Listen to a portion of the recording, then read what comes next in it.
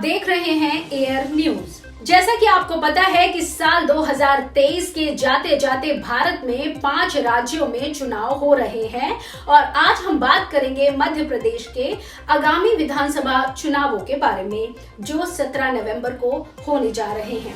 इस चुनाव में भाजपा और कांग्रेस दोनों ही अपने प्रमुख नेताओं के साथ जोरों शोरों से बैठकें और रैलियां कर रही हैं। आप सबके लिए ध्यान देने योग्य बात है कि पिछले विधानसभा चुनाव में कांग्रेस 114 सीटें जीतकर सत्ता पर आई और कांग्रेस की ये सरकार 2 वर्षों तक चली, लेकिन ज्योतिरादित्य सिंधिया के भाजपा में शामिल होने के कारण भाजपा ने शिवराज सिंह चौहान के नेतृत्व में सत्ता संभाली।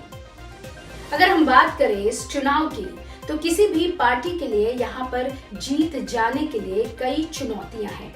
चुनावी अभियानों में भाजपा वर्तमान मुख्यमंत्री शिवराज सिंह चौहान को बाहर कर रही है, जो भाजपा का एक महत्वपूर्ण राजनीतिक कदम है। वहीं कांग्रेस पूर्व मुख्यमंत्री कमलनाथ को मुख्यमंत्री पद के लिए अपने अभियान का चेहरा बनाने पर ध्यान केंद्रित कर रही है। ध्यान देने वाली बात यह है कि भाजपा ने अभी तक अपने आधिकारिक मुख्यमंत्री उम्मीदवार की घोषणा नहीं की है।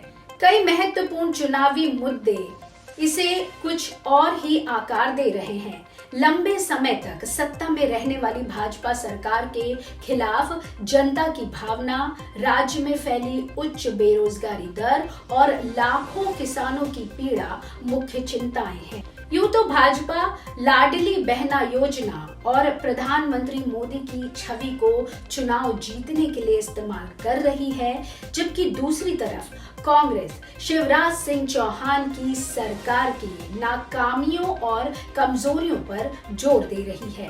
काफी अंतर विरोध के बाद भाजपा ने रणनीतिक रूप से केंद्रीय नेताओं को विधानसभा चुनावों के उम्मीदवारों के रूप में मैदान में उतारा है, जिसमें प्रमुख चेहरों में कैलाश विजयवर्गीय, नरेंद्र सिंह तोमर, प्रहलाद सिंह पटेल, फग्गन सिंह कुलस्ते, राकेश सिन्हा, गणेश सिंह और रिति पाठक शामिल हैं। अगर हम इस विधानसभा चुनाव को बेहतर तरीके से समझना चाहते हैं, तो हमारे लिए आवश्यक है कि हम राज्य की जनसंख्या को समझें।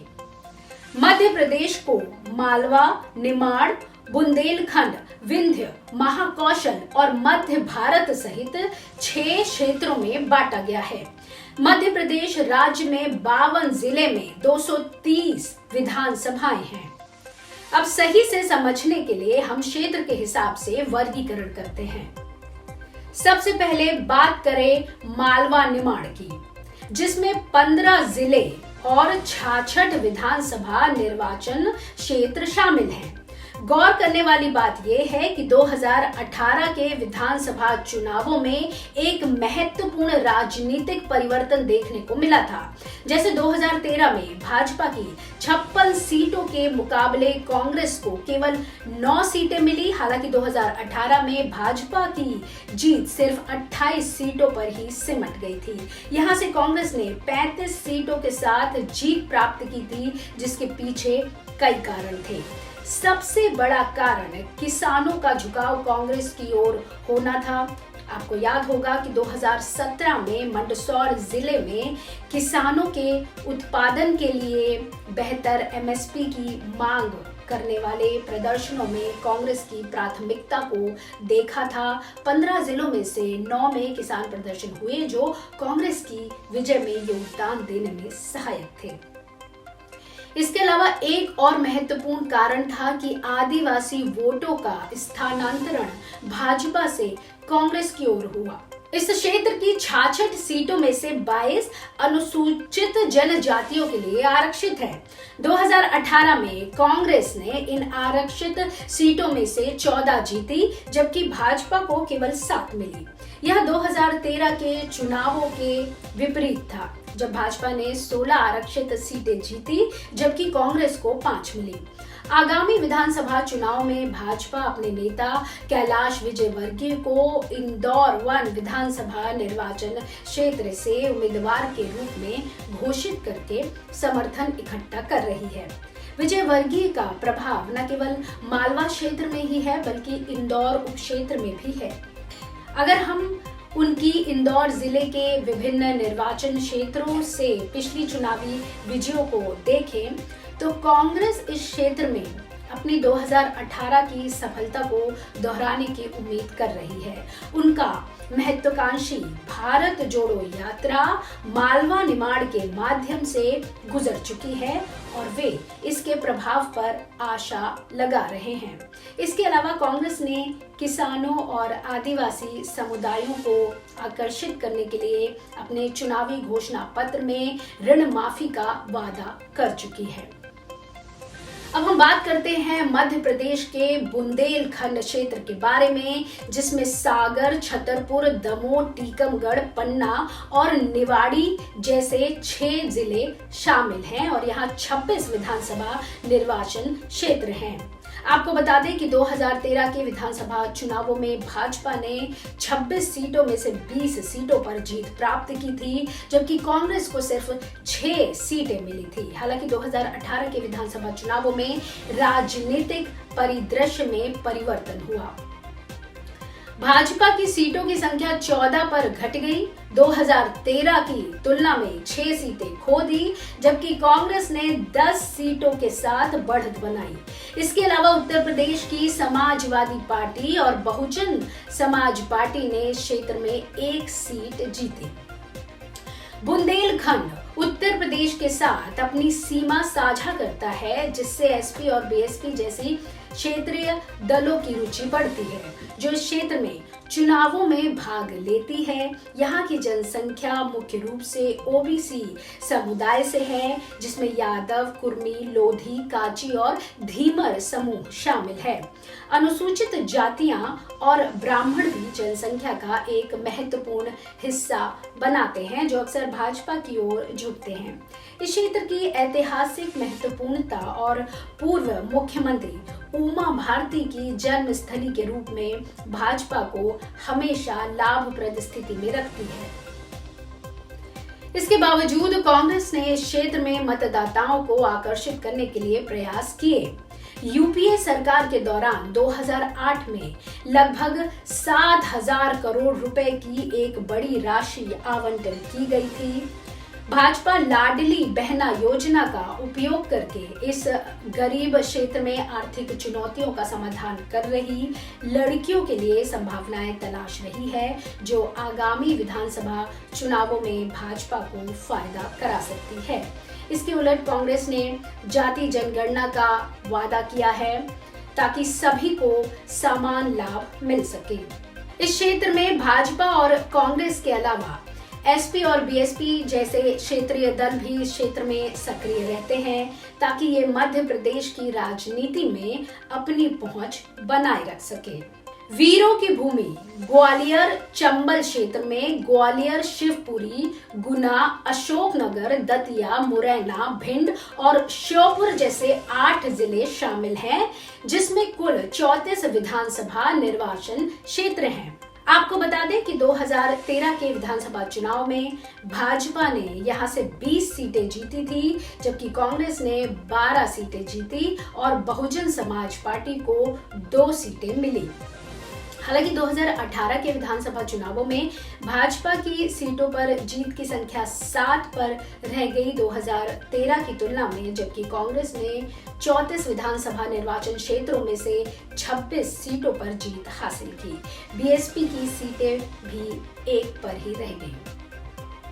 ग्वालियर चंबल क्षेत्र वरिष्ठ भाजपा नेता ज्योतिरादित्य सिंधिया के लिए एक विशेष संबंध रखता है। हालांकि कांग्रेस ने इस क्षेत्र में पारंपरिक रूप से मजबूती बनाई हुई है, लेकिन सिंधिया के पार्टी से बाहर निकलने के बाद ये देखना दिलचस्प होगा कि कांग्रेस इस क्षेत्र में कैसे प्रदर्शन करती है। आगामी विधानसभा चुनावों की तैयारी के दौरान भाजपा को सिंधिया के समर्थकों की ओर से विरोध का सामना करना पड़ रहा है, जो इस बार कांग्रेस पार्टी से टिकट प्राप्त नहीं कर पाए। ध्यान देने वाली बात यह है कि समर्थकों जैसे कि ओपीएस भदौरिया, मुन्ना लाल गोयल, रणवीर जाटव और गिरिराज दंडोतिया जिन्हें टिकट नहीं मिले वे आगामी चुनावों में अप्रत्यक्ष रूप से कांग्रेस का समर्थन कर सकते हैं। हालांकि कांग्रेस ने इस क्षेत्र में मतदाताओं को जीतने के लिए प्रयास किए हैं। उन्होंने ज्योतिरादित्य सिंधिया को क्षेत्रवासियों से धोखा देने के रूप में चित्रित किया है। चुनावी परिणाम ये दिखाएंगे कि कांग्रेस अपने प्रयासों में सफल होती है या सिंधिया अभी भी इस क्षेत्र में प्रभाव बनाए रखते हैं। मध्य प्रदेश के विंध्य क्षेत्र में रीवा, सतना, सीधी, सिंगरौली, शहडोल, अनूपपुर और उमरिया जैसे 7 जिले शामिल हैं, जिसमें कुल 30 विधानसभा निर्वाचन क्षेत्र हैं। गौर करने वाली बात यह है कि 2013 के विधानसभा चुनाव में भाजपा ने 16 सीटें जीती, जबकि कांग्रेस ने 12 सीटें जीती और बीएसपी को 2 सीटें मिली। हालांकि 2018 के विधानसभा चुनावों में भाजपा ने अपनी सीटों की संख्या 8 से बढ़ाकर 24 कर दी। इसके विपरीत कांग्रेस की सीटों की संख्या 2013 की 12 सीटों की तुलना में 6 पर घट गई और बीएसपी ने अपनी दोनों सीटें खो दी थी। कई दशकों से भाजपा ने इस क्षेत्र में अपनी एक मजबूत पकड़ बना रखी है, जबकि कांग्रेस को चुनौतियों का सामना करना पड़ रहा है। विंध्य क्षेत्र उत्तर प्रदेश के साथ अपनी सीमा साझा करता है और बहुजन समाजवादी पार्टी ने भी यहाँ पर अपनी उपस्थिति दर्ज की है। एक महत्वपूर्ण ऐतिहासिक उपलब्धि मायावती के नेतृत्व वाली बीएसपी ने 1991 में क्षेत्र में 1 लोकसभा सीट जीतकर पाई थी और इस जीत का कारण क्षेत्र में दलित समुदाय की आबादी का होना था। इधर अपनी पार्टी के प्रदर्शन को बेहतर बनाने के लिए भाजपा ने विंध्य क्षेत्र में अपने 2 जीते हुए लोकसभा सांसदों को विधानसभा चुनावों के लिए उम्मीदवार बनाया है। रीति पाठक सीधी से और गणेश सिंह सतना से। आम आदमी पार्टी विंध्य क्षेत्र पर सक्रिय रूप से ध्यान केंद्रित कर रही है ताकि वो मध्य प्रदेश विधानसभा में अपनी जगह बना सके। आपकी राज्य इकाई की अध्यक्ष रानी अग्रवाल ने एमपी में पहली महापौर सीट प्राप्त की, जो इस क्षेत्र में सिंगरौली में पड़ती है। हालांकि आपकी एमपी चुनाव में प्रवेश का सीधा लाभ भाजपा को होगा, क्योंकि इससे उम्मीद है कि ये इस क्षेत्र में कांग्रेस के वोट शेयर आम आदमी पार्टी में बढ़ जाएंगे। मध्य प्रदेश के मध्य भारत क्षेत्र में राजगढ़, विदिशा, भोपाल, सीहोर, रायसेन, नर्मदापुरम, बैतूल और हरदा जैसे 8 जिले शामिल हैं, जिसमें कुल 36 विधानसभा निर्वाचन क्षेत्र हैं। पिछले 2013 की विधानसभा चुनाव में भाजपा ने 36 में से 29 सीटें जीती, जबकि कांग्रेस ने 6 सीटें जीती और बीएसपी ने 1 सीट जीती। हालांकि 2018 के विधानसभा चुनाव में भाजपा की सीटों की संख्या 29 से घटकर 23 हो गई, जबकि कांग्रेस ने अपनी सीटों की संख्या 6 से बढ़ाकर 13 कर दी थी। वैसे भाजपा इस क्षेत्र में अपनी ताकत बनाए रखती है क्योंकि शिवराज सिंह चौहान इसी क्षेत्र से आते हैं। इसके अलावा इस क्षेत्र के अधिकांश जिले राजधानी भोपाल के समीप हैं। प्रमुख मंत्रियों जैसे कि प्रभुराम चौधरी और विश्वास कैलाश सारंग भी इस क्षेत्र से हैं। मुख्यमंत्री चौहान की योजनाएं जैसे कि सीहोर जिले में प्रसिद्ध मां विंध्यवासिनी बिजासन देवी शक्तिपीठ, सालकनपुर को एक देवी आवास के रूप में स्थापित करना और भोपाल में खेड़ापति के हनुमान मंदिर को हनुमान महालोक में परिवर्तित करना क्षेत्रवासियों पर गहरा प्रभाव डाला है, जिसने भाजपा की उपस्थिति को यहाँ मजबूत किया है। वहीं कांग्रेस दूसरी ओर अपने पार्टी नेताओं के आंतरिक विद्रोह से जूझ रही है, जिसका प्रभाव आगामी विधानसभा चुनावों में उनकी चुनावी संभावनाओं पर हो सकता है। जबलपुर, कटनी, डिंडोरी, मंडला, नरसिंहपुर, बालाघाट, सिवनी और छिंदवाड़ा जैसे 8 जिले वाला महाकौशल क्षेत्र है, जो 38 विधानसभा सीटों का घर है। 2013 के विधानसभा चुनावों में भाजपा ने 24 सीटें जीती, जबकि कांग्रेस ने 13 सीटें जीती। और बीएसपी ने 1 सीट जीती। हालांकि 2018 के विधानसभा चुनावों में राजनीतिक परिदृश्य में एक परिवर्तन देखने को मिला।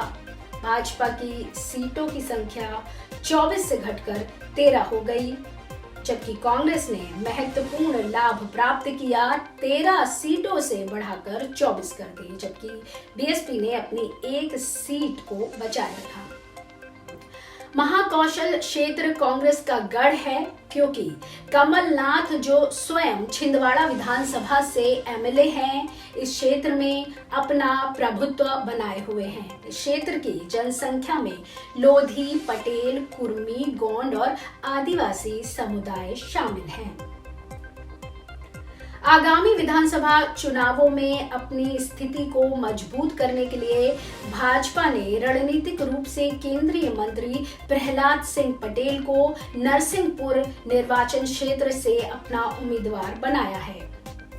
पटेल लोधी समुदाय से हैं और ये कदम इस क्षेत्र में लोधी समुदाय से समर्थन प्राप्त करने के लिए किया गया है। भाजपा द्वारा चुने गए एक और महत्वपूर्ण उम्मीदवार हैं केंद्रीय मंत्री फग्गन सिंह कुलस्ते, जो मंडला जिले के निवास विधानसभा निर्वाचन क्षेत्र से चुनाव लड़ रहे हैं। गोंड समुदाय इस क्षेत्र में भाजपा का समर्थन करने के लिए प्रतीत होता है और पार्टी आशा कर रही है कि आगामी विधानसभा चुनावों में उनकी सीटों की संख्या बढ़ेगी। कांग्रेस की महाकौशल क्षेत्र में मजबूत उपस्थिति बेशक रही है, लेकिन इसके बावजूद भाजपा इस क्षेत्र में अपना प्रभुत्व बढ़ाकर कांग्रेस को चुनौती देने और अपने चुनावी प्रदर्शन को बेहतर बनाने के लिए रणनीतिक प्रयास कर रही है। तो ये थी हमारी आज की खास पेशकश। आगामी चुनावों का परिणाम चाहे कुछ भी आए, लेकिन तथ्यों और पुराने चुनावी समीकरणों के आधार पर यहाँ पर किसी भी पार्टी के लिए चुनाव जीतकर सरकार बनाना इतना आसान नहीं है। इस बारे में आपकी क्या राय है, कृपया कमेंट बॉक्स में जरूर बताएं।